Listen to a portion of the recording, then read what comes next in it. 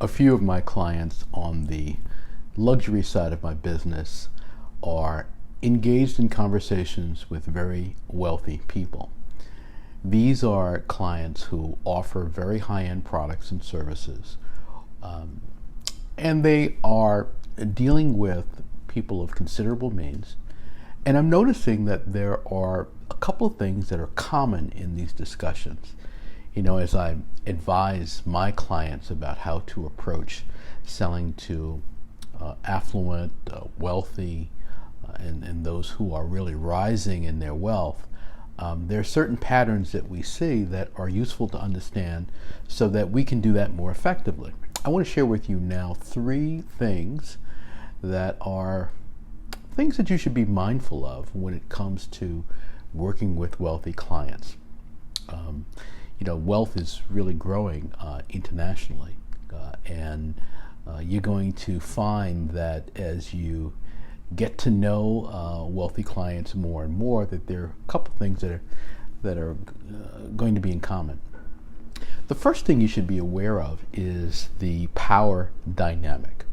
Yes, there's a power dynamic when it comes to dealing with wealthy people. Consider this for a moment. You're wealthy, and most people know you're wealthy, or quite a few people know you're wealthy. And there's this dynamic there where you're always wondering, am I getting the best deal here, or is this person pricing this on the basis of knowing that I'm wealthy? Am I dealing with the right person? And in some cases, there are some wealthy people who recognize that they hold tremendous cards in these discussions. And so the idea might be, well, let's see if I can get this at the absolute rock bottom price. Let's see how many hoops I can get this person to jump through. Let's see if I can get an incredible deal here. Of course, the way you become wealthy is because you're savvy. You know how to negotiate. You know how to sell. You know how to wait the other person out. And so you have instincts that tell you whether this is something you can do at a better price, whether this sales professional is vulnerable or this entrepreneur is vulnerable. So that's something you have to watch out for if you are marketing to wealthy people. There's a power dynamic. And it's very important, as someone who's selling high-end products or services, for you to have your own circle of power, your own level of power in these discussions. And that's why marketing yourself, presenting yourself, and making sure you approach the deal is really important. If you run your own business, you call the shots. You call the shots on your terms, your conditions, your pricing, and so forth.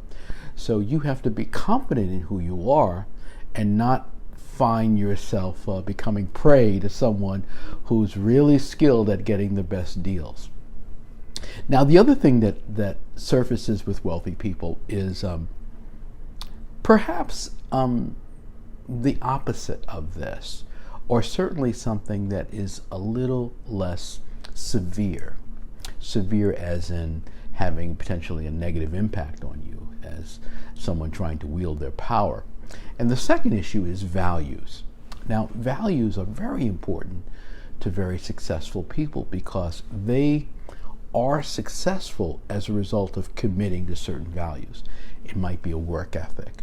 It might be a particular interest in some cause, for example. They might be very interested in the environment. They might be very interested in overcoming poverty. They might be very interested in technology, education, any number of issues.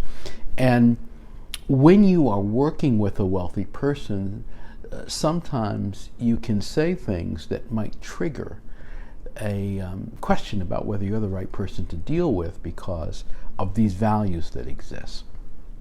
And so these values will cause the wealthy person to say, well, do I really want to deal with this person? Was this person really straight with me? Is this person, of course, giving me the best price? Is this person holding back on information? any number of things can arise where the wealthy person might just feel that, I don't think I want to deal with this person. I don't like the way this person feels. This person doesn't feel straight up. This person doesn't feel like someone who is being upfront and clear. So these things can really surface. Now, another thing that falls into the issue of values, and maybe borders on the third thing I'm going to mention, but I'm going to mention it here first, and that is the level of comfort that the wealthy person has in your area. Often, a person is wealthy because they have focused on one area or a limited number of areas, and they might not be aware of other areas. This brings me to the third thing to be aware of, and that is the number of people that pitch wealthy people. So, for example, when I was out and about looking for money for my sports media company, I've called on a lot of media companies, called on a lot of family-owned media companies across the country. And my sports media company was not a traditional media company. In other words, we weren't publishing newspapers or magazines. We were venturing into other areas and largely driven by technology. Well, many of the folks that we spoke with felt that they didn't have a handle on technology. While they understood media and they understood traditional advertising, traditional circulation, traditional journalism and content, they didn't really understand what we were venturing into, which combined a number of factors, including a large online play and a large business-to-business play. So these are things that a wealthy person will often use to guide them away from a deal. Now, this happens a lot when it comes to investment. Investment, if you're looking for someone to invest in a project, you might be dealing with someone who likes to invest in real estate, or you might be dealing with someone who likes to invest in some kind of technology innovation, or any number of things that are in their wheelhouse and what you present might not be. And so you have to, if you're pitching a wealthy person when it comes to investment, partnership, alliance, to be a major customer, you have to be sure that that person has an understanding of your area, that they're comfortable in that area, and recognize that they're pitched all the time, so it has to resonate with them. Now, here's the final thing I want to mention to you in terms of pitching. When we're out there pitching our products and services and our opportunities, we know that there's breadth and there's depth attached to it. And we tend to want to tell people all about it and to explain it to them and give them lots of examples and all that. And I like to be thorough when it comes to proposals.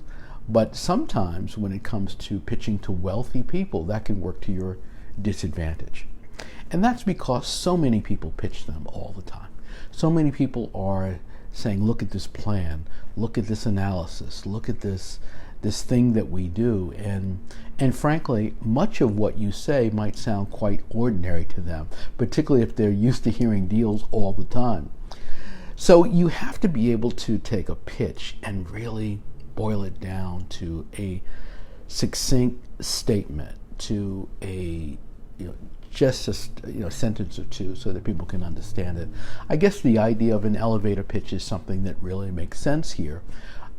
But you must remember that if you are pitching someone and you're sending lengthy documents and lots of analysis and detail and all of that, very often it will just wind up in the trash bin on their computer. They won't really pay attention to it because they're pitched all the time. So when you're dealing with wealthy people, you really have to get it down to its essence so that the person can understand what it is that you're saying, what it is you're proposing, and what the value would be to them. So remember these three things when it comes to dealing with wealthy clients, when it comes to working with wealthy people, trying to engage them in a partnership. The first thing is to understand that there is a power dynamic, and so you have to go in confident, strong, and you have to understand that there might be moments where a wealthy person might try to wield their power. And of course, power can consist of many things. It could be an army of assistants. It can be not being able to cut through and get through to them. It could be any number of ways that a person will wield their power. The second thing is values. What they value is very important. A wealthy person became successful because they identified what mattered to them and they focused on it. And by the way, these things often will go in phases. Sometimes a person will be working in Hollywood and then they'll decide that, okay, I've made my money there and now I want to focus on some other cause. So it's important to understand what this person values. You can get a long way with someone if you have the same values. And the third piece of this is understanding that a wealthy person receives lots of pitches all the time from family members, from colleagues, from existing partners, from business partners, from neighbors. There's always someone saying, would you be interested in this? Here's a great investment opportunity. Here's something that I know that you would like to get involved with. It happens all the time.